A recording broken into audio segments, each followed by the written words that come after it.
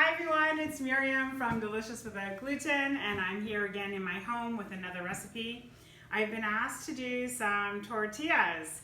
So I just want to show you the final product because I've been working in the kitchen for a little bit. And this is your tortilla. It's very pliable, as you can see, so it makes really good sandwiches. You could roll it up. And if you're going to store them in the freezer, which you can, you just put a piece of parchment paper in between each one. Otherwise, while you're baking them, just leave them in a plastic bag, nice and warm, and they will continue to be pliable. I actually like to make the dough and store the dough in a little plastic bag like this and make them fresh during the week. So I make the batter on Sunday and then I stick it in the freezer, in the fridge, and then I can just take out some and roll it up a little bit every day as the kids need. And so we're gonna start our recipe. It's a very simple recipe. I have 250 grams of potatoes. So what I did this morning is I used my steamer over there to get some potatoes, to make some steamed potatoes. And I'm just going to use my little ricer to mash the potatoes. Let's see if I can get this to work. I just need 250 grams. Usually it's around 2 full potatoes. That was 100 grams about. So we're gonna keep going. And another one. I love this little masher. And we're just short a little bit, so I'll put one more in, and 200 and almost, there we go, 250. So I'll just put the rest over here. Once we have 250, there's 165 grams of my all-purpose flour. So I'm just putting that inside. And I'm going to put in a half a teaspoon of salt, 2 tablespoons of olive oil, you can use any oil you want, and an egg. Now, you can actually take a wooden spoon and sort of mix it all up, and then you can knead it on a counter. But for the purposes of today, just to make it go super fast, as usual, I'm going to stick this into the mixer and the bowl. There we go. So just give it a second. This dough, we don't want it to be too moist, because if it is too moist, it will be hard to knead. And if you're missing a little bit after a couple of minutes and you find that the dough is still not clumping up together, you can add a tablespoon or a teaspoon at a time of water just to get it moist.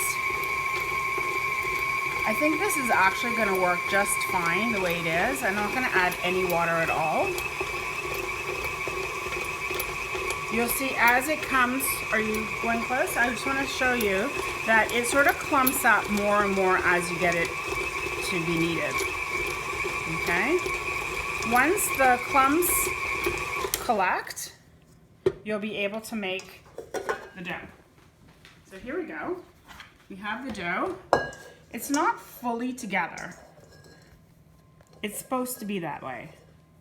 So as you see, I can completely knead it into a ball.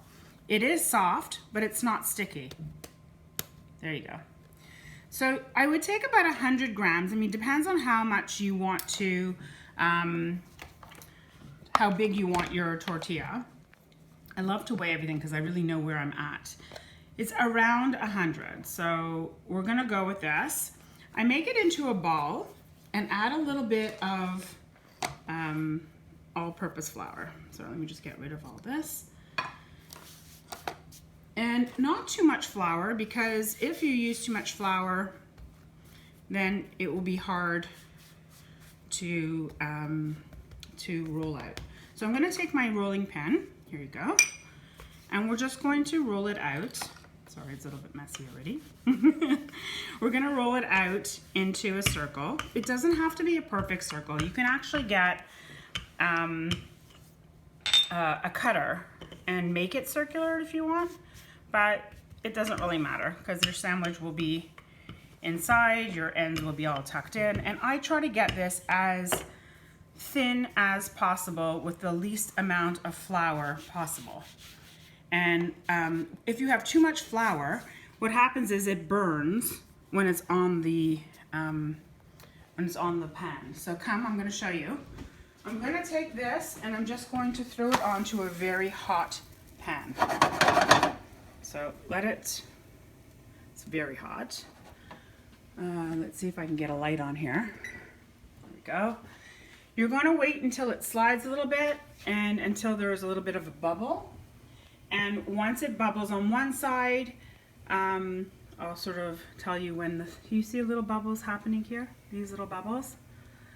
You'll need a little bit more. As the pan is super, super hot, you'll need to just check. Ooh, that's hot. That is super, super hot. And you can, I've never gotten these lines before, but you never know. Live TV. So when this starts to rise again, it's pretty much finished. You see the big bubbles here?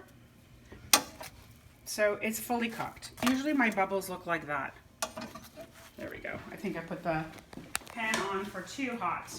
When you're finished, you'll have to sort of just take off the excess flour because you don't want it to burn.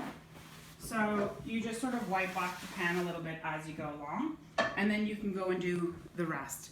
If you want to only make the one, you can stick the rest of it, like I said, in a bag and store it in the freezer, in the fridge, and then take it out as you need.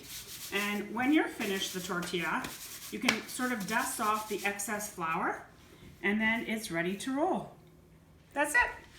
Hope you guys have fun making your tortillas at home, and we'll see you next time.